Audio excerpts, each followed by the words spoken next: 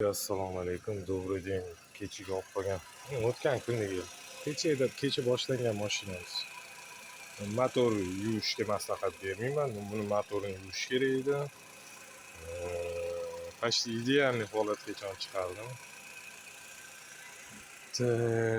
Yana nima qilindi bu ishda? Gilami tugi bilan yechib yuvildi.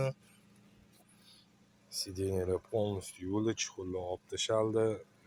Detallar, hamma detallar kraskalamasi bo'lmas edi. Уже ko'bikda faqat kraskalamayapti основном.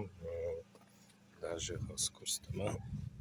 Anaqa joyigacha ham qirilib ketadi. Mana shu joyi ham kraskalangan.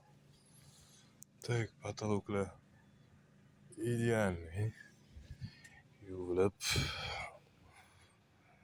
полностью заводской qilib chiqarildi mashina, ko'z tegmasin. Holati idealniy bo'ldi. Bitta shu orqa anaqa polkasini o'zimiz qo'yib olamiz deyishdi.